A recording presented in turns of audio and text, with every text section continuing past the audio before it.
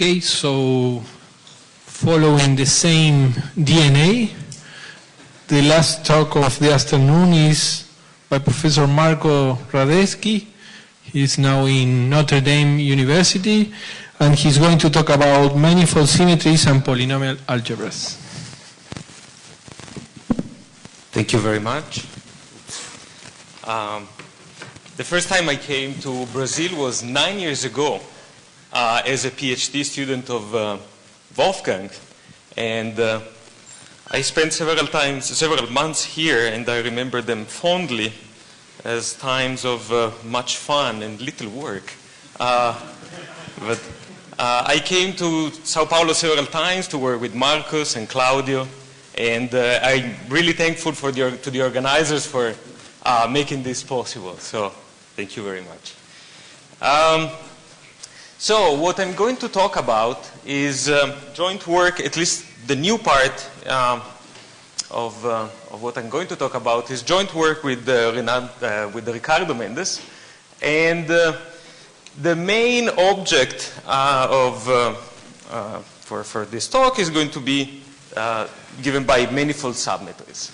So manifold submetries are simply maps from Riemannian manifold to metric spaces with two properties. First of all, they are submetries, so they send the metric balls to metric balls of the same radius. And the second of all, they have the property that any fiber is a smooth manifold.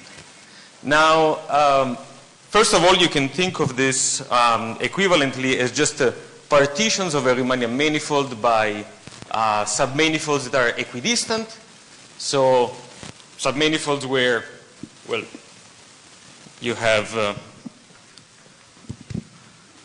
so any two submanifolds have the property that if I pick any 2 points in one of the submanifolds, the distance between this point and the other submanifold is the same and doesn't depend on the point.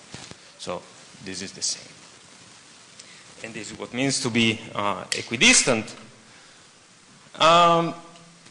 Now, fibers in this case are allowed to change dimension from point to point. However, well, fibers can also be disconnected, and if they are, then I am assuming that several connected components of the same fiber must have the same dimension. So the point of this talk is going to try to understand a little bit the local structure of these manifold submetries. Before doing that, though, I'm going to give a few examples just so that we can understand what we're talking about. So the trivial example of manifold submetries is given by Riemannian submersions. Well, in this case, N is a manifold, and there is nothing too interesting here. The second case is given by the situation where you have a manifold and a group of isometries. Well, it should be a closed Lie group of isometries acting on the manifold. And then the projection onto the quotient is a manifold submetry. And third, if you know what the singular Riemannian foliation is a partition into equidistant manifolds, then the projection onto the so-called leaf space of the closure of the foliation is again a manifold submetry. So these things here do arise in practical contexts. One of them is coming from submanifold geometry. So for example, if you consider an isoparametric hypersurface in a round sphere, this just means is a submanifold, is a hypersurface with the constant principal curvatures. And well, these objects here have been studied for a long time, and they have produced a huge literature that has almost completed the classification of these objects. Well, if you have one hypersurface, it turns out that you can produce a whole foliation in the sphere that produces in turn a manifold submetry onto an interval. And as a matter of fact, it goes the other way around as well. If you start with a manifold submetry from the round sphere, then almost every fiber is going to be an isoparametric hypersurface. So these things appear in this context. And they also, well, they are related to this concept of a collapse with lower curvature bounds, in the sense that all the known examples of when this behavior occurs, it does so in a way along the fibers of a manifold submetry. So again, as I said, the goal of this talk is to understand the local structure of manifold submetries. Before that, something very global that I think is important to point out right away is that not every metric space can arise as the base of a manifold submetry. In fact, it is rather spatial. So if you have a manifold submetry, then this base space is what is called an Alexandrov space. It has a concept of curvature bounded below, but even more so, it is a space that is stratified by smooth manifolds. So in particular, it has, on an open-dense set, it is a smooth manifold. And this is going to be important later on. So, right, in order to understand the local structure, well, a lot is given by this,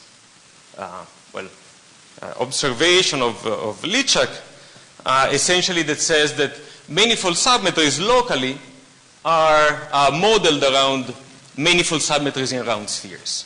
The idea for this goes as follows: is simply a linearization process.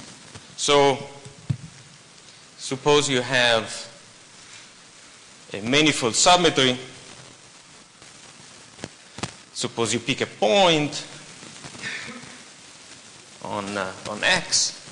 We have the corresponding fiber that is a manifold, and we pick a point here. Then we have a couple of things. Well, first of all, in here we have a normal space to the fiber through that point. There's going to be some Euclidean space, and we can look at the sphere, at the normal sphere. And because this space is an Alexandrov space, then if we zoom in around this point, what we get is we obtain a nicely defined, a uniquely defined tangent cone that somehow replaces the concept of tangent space for manifolds. So at this point, we do have this tangent cone that, as the name suggests, is just the cone over a manifold, over another space, which is, well, is called the space of directions at this point, and generalizes the concept of the unit sphere. And, well, so I have this situation here, and it turns out that if I just look at this normal sphere here and the space of directions at this point here, then there is a well-defined notion of differential of this map here, and it is a map that goes from the normal sphere down to the space of directions. And if we started, well, since we started with the manifold submetries, it turns out that this is a manifold submetry as well. So this motivates the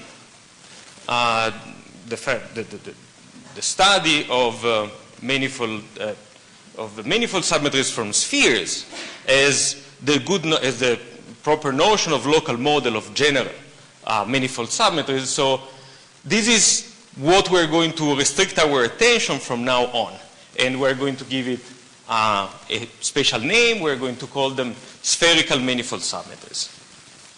So,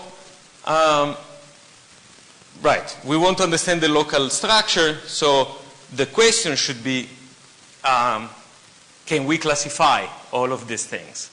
Well, the answer is no, first of all, but it turns out to be very, very hard.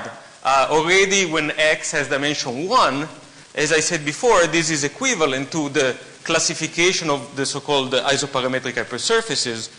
And, well, it's almost complete, but it took like 100 years to be completed or something like this. So we may not want to try to solve this, well, not right away.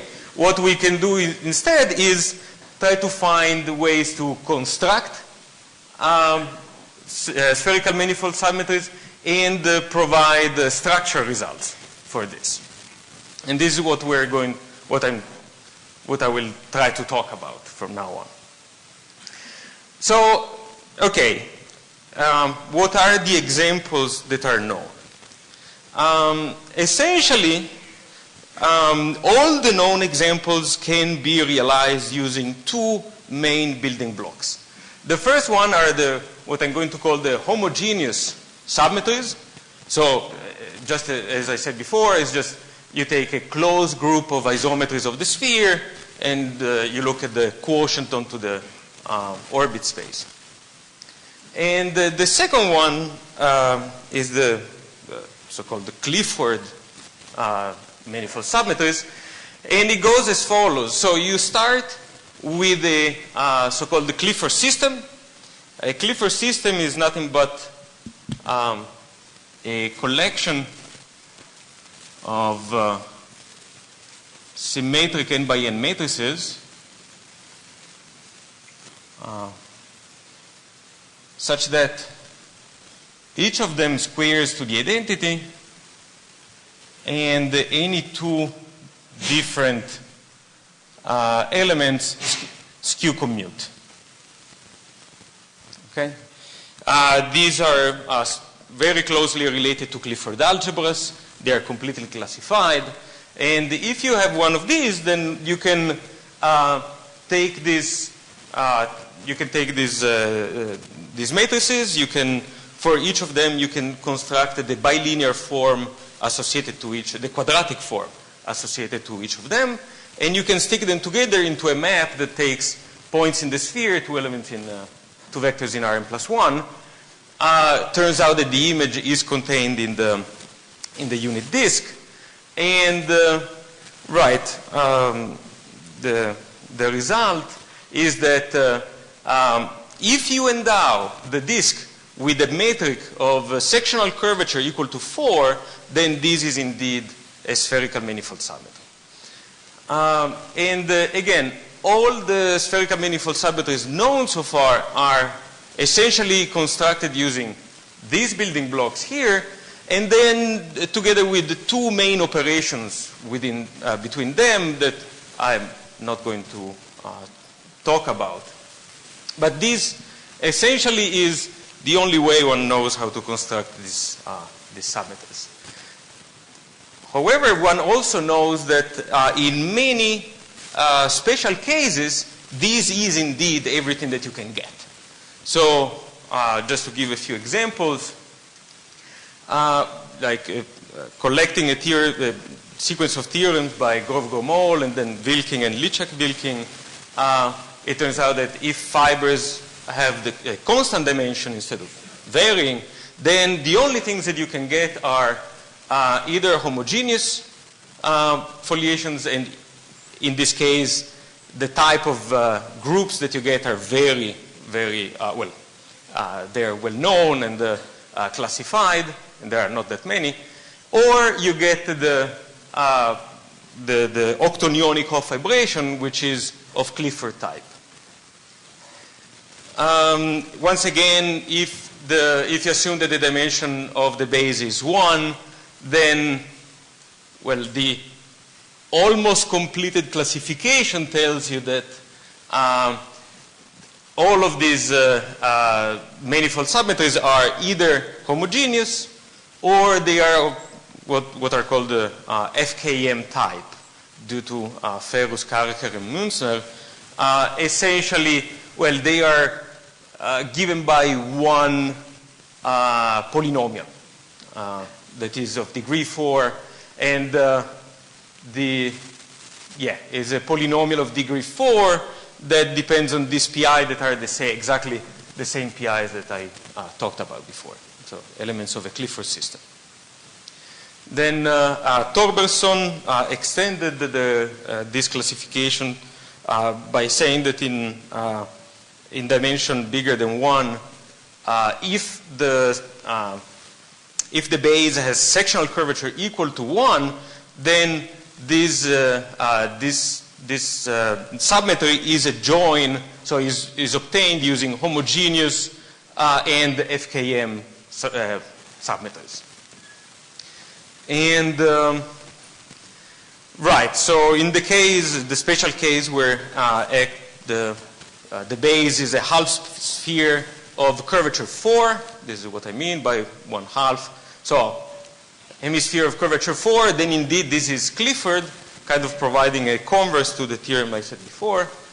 And another theorem of mine from a little bit before, then whenever the fibers have low dimension, then you only get homogeneous ones. So these are, of course, very specific situations, but still all you get is something of the type that we discussed before. So, of course, the idea is there anything else? By the way, I may point out that all the examples known so far have a very strong algebraic description. They're coming from either Lie groups or Clifford algebras, pretty much. So, and it turns out that there is a reason why. Oh, yes, before I say that, I forgot to mention. So, although it's not extremely, well, it's not related to this, but it's still, I think, worth remarking that this type of study of looking at manifold symmetries has been extremely fruitful in the past years, even in the case where we know what these things are, in the case of homogeneous symmetries. In fact, Gorodsky and Lichak have started a whole program that somehow goes through understanding as much as possible about an orthogonal representation by just looking at the metric structure of the quotient and analyzing this map. So this thing has been very nicely studied. Now, again, all these things have algebraic nature. And as a matter of fact, the first structure result for these spherical manifold symmetries was done by Alexander Lichak and myself in 2015. And, well, I'm going to say what's written here, but the point is, if you have a spherical manifold symmetry, then essentially this map here is given by polynomials. Okay? So to be precise, let me just define, given a spherical manifold symmetry, let me define A to be the algebra of all homogeneous pi basic polynomials, meaning just polynomials that are constant along the fibers of pi. And, well, okay. Then it turns out that, first of all, this A is finitely generated. So there are a finite number of generators. Let's call them rho 1 up to rho k. And having them, one can stick them together and build up a map from the sphere down to Rk. And let me call X prime the image. So we are in the following situation. We have. Do they need to have the same degree? They don't. They don't. As a matter of fact, well, one of them we will see always has degree 2. If they all have degree 2, then it is very spatial and it is completely classified. And yeah, but they don't. So we are in the following situation. We are In a sphere, we have our initial submetry onto X. And here we have produced another map, rho, with the image X prime contained in Rk. So this is the first thing. The second thing is that this map rho here descends to a homeomorphism here, of course, such that this whole diagram commute. And this, in a way, means that this map here and this map here, they differ by a homeomorphism of the base. Okay? And we say that these two maps are equivalent. Okay? To understand the equivalence, you can think of it in terms, instead of thinking about the map, you can think of it in terms of the fibers. And the fibers are the same. So the, right. And it is clear, because this map is a polynomial map, that the fibers of these are given by polynomials. Okay, and this is what I mean by the algebraic structure of this submetries. So this is, in a way, an extension to the non-homogeneous setting of the famous theorem of Hilbert that said pretty much the same thing for group actions. Well, it did it in a more general setting, of course, than this one, but this generalizes in the non-homogeneous case. And, well, it is going to be maybe important later, so I would like to spend just a few words on what is the main ingredient of this of this result. The main ingredient is the fact that we can produce an averaging operator. So an averaging operator is a map, let me call it phi, that let's say goes from, I don't know, L2 functions to L2 functions, and it is defined as follows. It's an averaging operator. So if you have a group, what you should be thinking about is take the function and average over the group. But there is no group here. So the best you can do is you take a function and you produce a new function, and this is defined pointwise to be just at each point in the sphere, the value is just the average of the function f along the fiber through the point P. Yes? The X prime is contained in the algebra subset defined by the relation. Yes. Is It is a semi-algebraic set. equal sometimes? No, it is never equal. It is never equal. It is given by also inequalities. There are always inequalities playing around there. Well, it is exactly the real case, yes, yes. But yes. Right, so again, you want to construct this map, and this new function here, the average function, has a good thing going for you, that now it is by definition constant along the fibers of the submersion, of the submetry. But of course, it is defined pointwise, and the dimension of leaves changes a lot. So in principle, this is not even continuous. It turns out, however, that this function here satisfies very nice elliptic equation. And so you get that, first of all, if you have a smooth function, then the average is also smooth, but even more, if you have f a polynomial in Rn, then this guy here is again a polynomial, and it is basic, so it lies in A. So this gives a map. So yeah, this averaging operator induces a map from the space of all polynomials.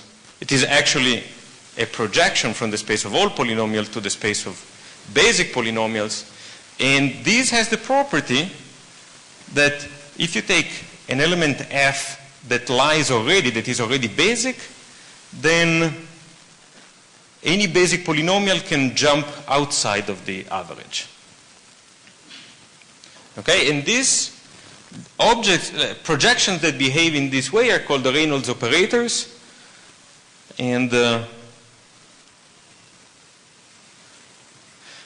presence of a Reynolds operator is really strong and gives really strong conclusions, among which the fact that, by work of Hilbert, that the algebra A is finitely generated, but it actually gives you more. Right. So this somehow gives a hopefully meaningful way to go from spherical manifold symmetries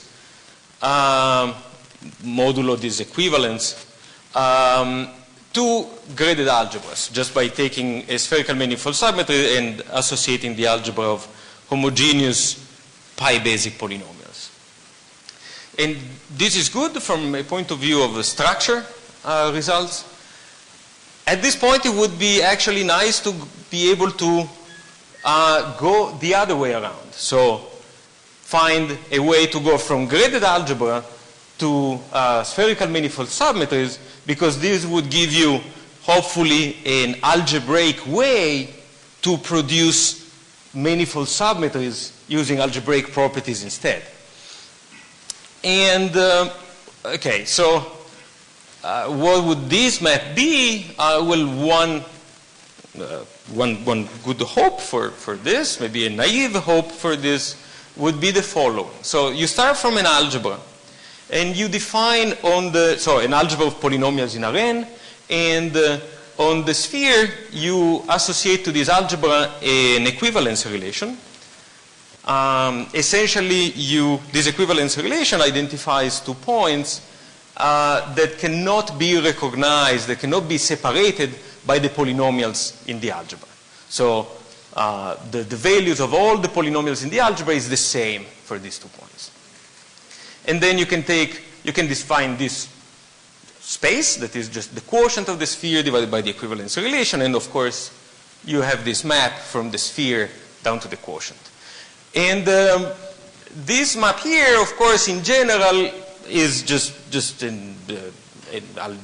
map. There is nothing good about this. There are many problems about this. First of all, like the fibers of this map may not even be smooth, and even if they are, may not be equidistant. So there is nothing really good about this, except for one thing that follows from the algebraic result I gave before, that if the algebra you're starting is not just any algebra, but the algebra of basic polynomials coming already from here, then this map indeed gives you an inverse and produces back the submetry you started with. So, well, this is good. In a way, all we have to do is we have to understand what is the image of this map here, somehow try to characterize this image algebraically, and find a way to go back. So, in order for this, before saying more about this, I have to give a couple of definitions. So I'm going to call an algebra a Laplacian algebra if, first of all, the square distance from the origin is contained in the algebra, and the second, for every polynomial that is in the algebra, its Laplacian is also contained in the algebra. And then the second thing I want to define is the concept of maximal algebra. Now, before I say what I mean, I would like to say it in words. Maximal is referred to this equivalence relation here. So I want to define an algebra to be maximal if I cannot enlarge it without disrupting this equivalence relation. So I cannot add anything that does not separate more points than A does. Or in other ways, yeah, any element that is not in A is not in A for a reason. Namely, it would separate more points. Okay, why this? Well, just like something that follows from a result of mine with Alexandrino, essentially states that for any spherical manifold submetry, the algebra of basic polynomials is maximal and Laplacian. Everything almost is clear. The only thing that maybe might be worth mentioning is why would elements in here have this property here of being invariant under the Laplacian. And the idea is as follows. So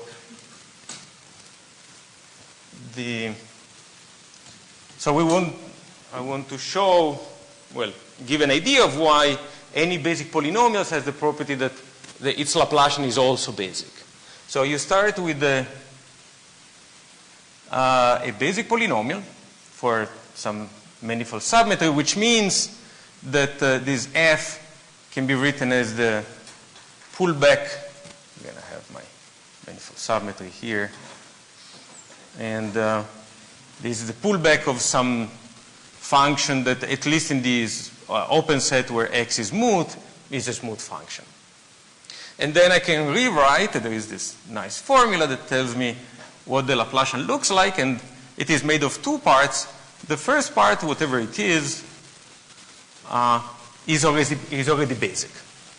So I want to prove that this is basic, and the first summand is basic. The second one is the trace of the shape operator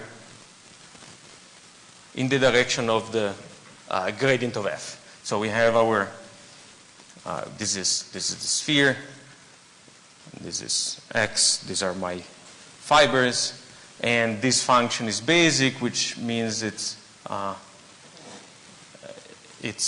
gradient is perpendicular to the fibers, and at each point I can compute the trace of the shape operator of the corresponding fiber. And so the only thing that one has to check, and this is where, of course, the geometry comes in, is to prove that this is constant along the fibers. It turns out that not just it is, but as a matter of fact, all the eigenvalues of this shape operator are constant along the fibers. And this is the main point where this manifold submetry comes in. Okay, so we have this maximal Laplacian algebra. We know that any basic polynomial, so if I start with this manifold submetry, the algebra of basic polynomials is maximal and Laplacian. The result that we proved with Ricardo is essentially that we can go back. So this is all we need to actually produce a spherical manifold submetry. Before I actually do this, I would like to comment a little bit on these two definitions. So of these two, the first one, the concept of Laplacian algebra, is a nice and natural one. It's something you have to require. It's theoretically checkable for if you ever want to check if something is Laplacian. The maximal one is not that nice. It's technical, and it's kind of like an unwanted guest at this table. So we somehow have to deal with it, but we also want to not use this condition for as long as we can. So as a matter of fact, so we start with the Laplacian algebra, not maximality required. Then out of this Laplacian algebra, we can produce a spherical manifold submetry. So starting with the Laplacian algebra, we can produce a spherical manifold submetry. Again, remember that we talked before about the fact that given any algebra, we can produce some map that is this pi A. Right? So given A, an algebra, we always can produce a map pi A that in principle has no nice behavior. And if we know that the algebra is Laplacian, then we can construct another one on a different space, but with the that has that is homeomorphic to the original one almost everywhere, and the two things commute almost everywhere. In particular, well, if we moreover ask the algebra to be maximal as well, then indeed these two are actually the same. Okay? And in particular, as a corollary, we do have a bijection between this set of completely defined metrically of spherical manifold submetries, and on one side, and maximal Laplacian algebras on the other. So I would like to spend a few minutes trying to give an idea of how you can construct a spherical manifold submetry out of a Laplacian algebra. And there are three main steps of different nature, different flavor. And just as before, the first step is totally algebraic, and it's about proving that any Laplacian algebra is finitely generated. This has to do with the fact that we can define a whole family of products on the space of polynomials that is entirely defined in terms of the Laplacian, and it has very nice properties. So first of all, if we take the dth product and we just evaluate, and we take the dth product of two polynomials of degree d, well, the resulting polynomial will have degree 0, so it is just a number. And so this defines an inner product, and it turns out it is, in fact, positive.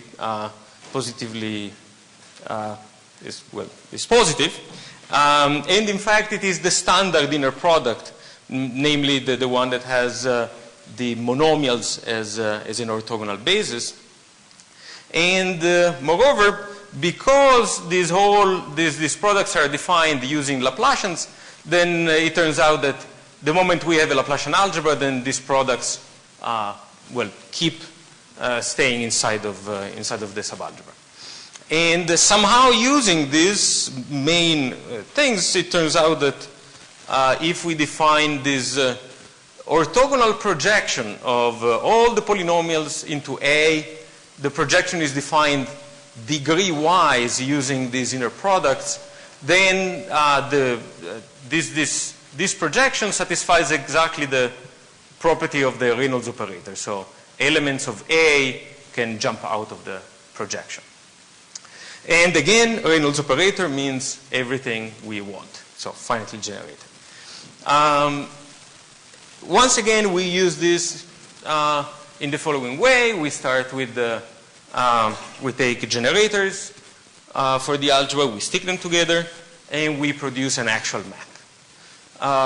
Now, this map here turns out to be just a different way of writing the original map pi A, so it's just not really nice. We haven't really gained much at the moment, but we certainly have what we know more than before is that this map pi A, that before was just a map onto some set, is actually an algebraic map.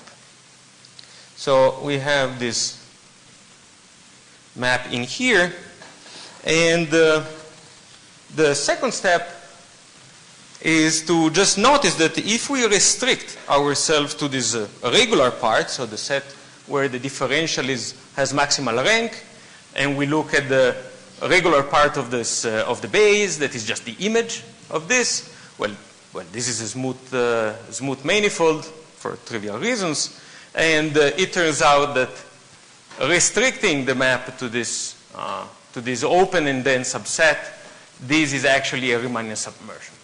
So, the core of this consists in defining a metric in this part here. So once again, this this set XA for the moment has no metric, and well, at least in the in this open-dense set, now it comes equipped with a metric that makes that map a Riemannian submersion. So at least we have obtained what we wanted in a regular part.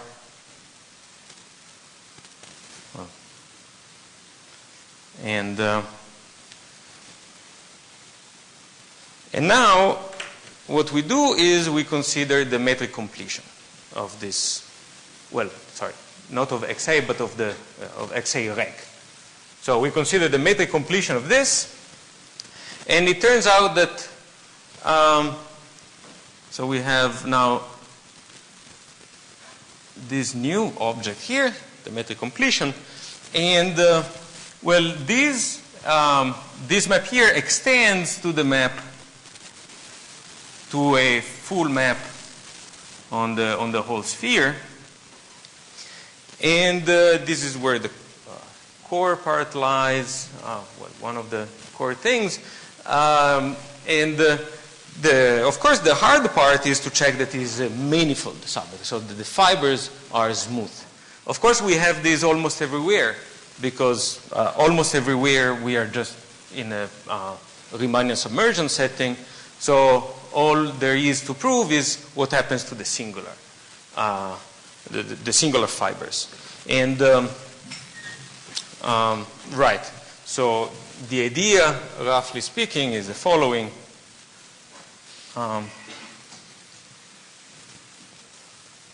So here we have our nice manifold that is the regular part of X, and then we complete it with a point here. And now over here we have the fiber. Here we are in the sphere, and we are completing it to something that probably is singularities. However, what we do know is that very, very close to this, we are dealing with the regular fibers, nice and smooth. And, well, taking a geodesic in the quotient from the regular point to the singular point, this induces a family of geodesics. At each point in the regular fiber, there is a geodesic that is the one that projects to this one. And this gives a map from this regular fiber over the singular one. And the point is to show that this map here has a constant rank. The moment this has constant rank, then, well, this is a smooth, immersed submanifold, and then actually is embedded. Okay? And the idea to prove this is using the fact that the differential of this map here can be computable using Jacobi fields, because they are variations of something given by geodesics. And, well, there is some relatively new results on like Lagrangian families of Jacobi fields, and on how well, this rank here corresponds to some index, and the index is constant. So this gives the result. Okay. Now, yes? What about the dependence on the set of generators? The dependence on the set of generators. Independently of what you want to depend on them, my answer is I don't know. But yeah, do you have something specific? No. Well, so we know things in very, very specific cases. And I'm going to say something. We know something when the degrees of the generators are all 2, so as low as possible. Well, some generators can have degree 1, but then it is like there are factors that split off. It is not very interesting. If all the generators are 2, then you start getting the first interesting results, the first interesting examples. That just happens to be the Clifford example that I gave before. No, but the construction depends on the oh, this, It does not. It does not. Yeah, no. It does not, because you can describe this in a different way that is generator independent. Absolutely. Right. So we have. This wanted to be the overview of how this thing works. So okay, we have this thing. Laplacian algebra gives you a way to construct a spherical manifold submetry. Now, in this case, again, the polynomials in the algebra you started with happens to be, by construction, constant along the fibers. So this set is contained inside of this, the set of the algebra of basic polynomials for this submetry. Is this everything that we have in here? Well, in general, we don't know, but probably yes, but there are many things that could go wrong. First of all, this guy here, the polynomials in here, might not even separate the fibers, so there might be singular fibers that might have the same values for all these polynomials, and if they do separate fibers, it might still not be clear why they are all of them. And this idea of trying to understand, so you have certain polynomials, you want to find all the polynomials, say, that are invariant under a group. You know that you have some. Have you missed any of these invariants? This happens to be one of the core problems in invariant theory. And it is way harder than it looks, or way harder than it looked to us at first. And I would like to give this example that is, well, to us, it was quite shocking. That is the following. So consider the ON action on P copies of Rn. So we have just Rn several times, and the action is just the diagonal action. So these V1, Vp are just vectors in Rn, and the action just is multiplication by G on each of them. We want to compute the invariance. As usual, one of the things you do is you start constructing some of the invariants, and some natural invariants are given by these polynomials. Let me call them Pij, where I and j are, well, go from 1 to p. And this polynomial here takes this vector. So now you think of this vector as just like, this is a polynomial in the entries of all these vectors here, and the polynomial is a degree 2 polynomial that takes the inner product of the Vi and the Vj vector. These are clearly invariant with respect to the ON action, because it's an orthogonal action. Are they all of them? Can I produce all of the invariants just using these ones? Well, the answer should be, of course, yes. This is the only thing that we have is the orthogonal group, and that's it. How do you prove that, right? Well, this is called the first fundamental theorem of ON. The answer is indeed correct. These are the only ones. I mean, like, the algebra of invariant polynomials is generated by these polynomials here, but this is a very non-trivial results of Weil, and it was not known before. And this is in this very, very specific case. So hoping to get to answer to questions like this, like, oh, I have a subalgebra of basic polynomials, did I get all of them? This is really hard. Now, and this is exactly where the maximality comes in, to say that, well, yes, if it is maximal, then you do have this. It is not immediate. One has to go incredibly through complex, some maybe to an algebraic geometer very trivial, but still to us non-trivial complex algebraic geometry. Well, the question remains to us is every Laplacian maximal? So if I have a Laplacian, can I just get rid of the maximality assumption so that I live much happier? Well, again, we do not have any counterexample to this.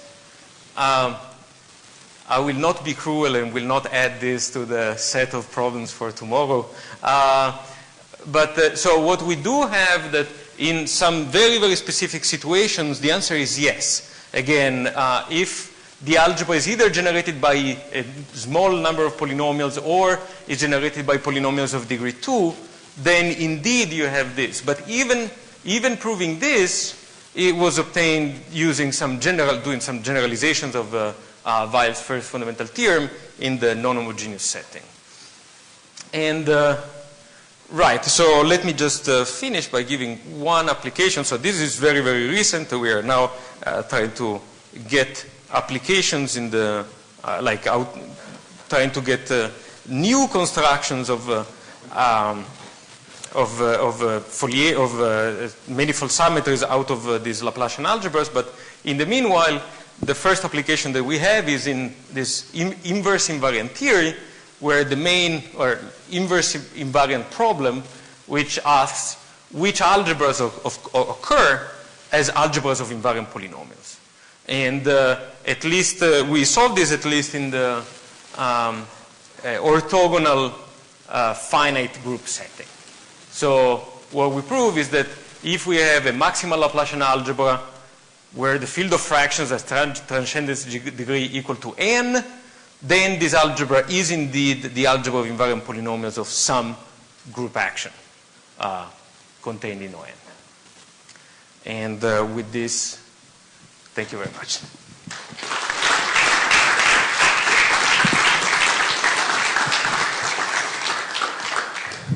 Questions?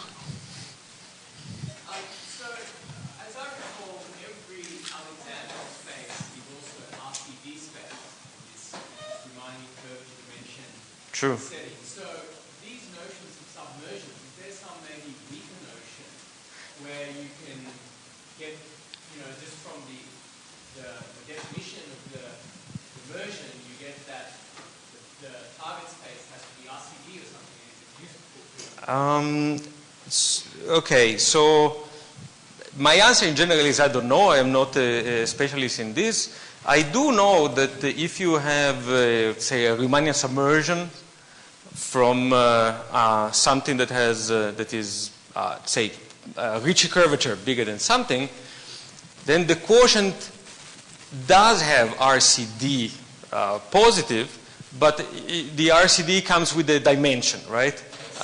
And the dimension you have to put there is the same dimension that you had before. So there is already something like this for submetries, and certainly Riemannian submersion, but I believe submetries as well. But yes, don't take me on this.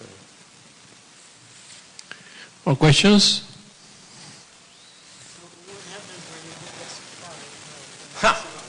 Yes, right? Oh, we don't know. We don't know. It would be nice. We have been trying a lot to get Kempfness type theorems for this type of objects. So you complexify, it depends on what, right? What do you complexify? One thing is you get you take the same polynomials, you look at them as polynomials over C, and you look at the fibers, right?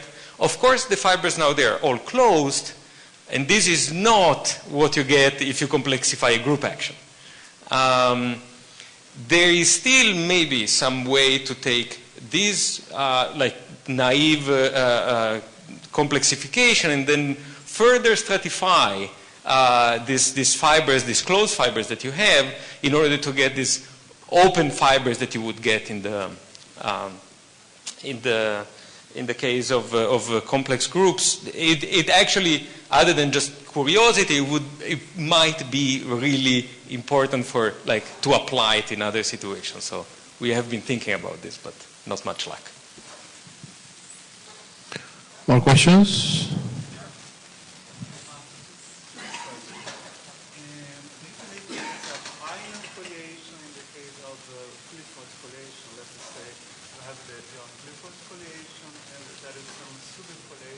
So a subfoliation of a Clifford foliation. Yes. I think I have an answer, but I don't remember it right now. The answer is I don't think so, but I don't know. Yes. More questions? Thank you, Marco.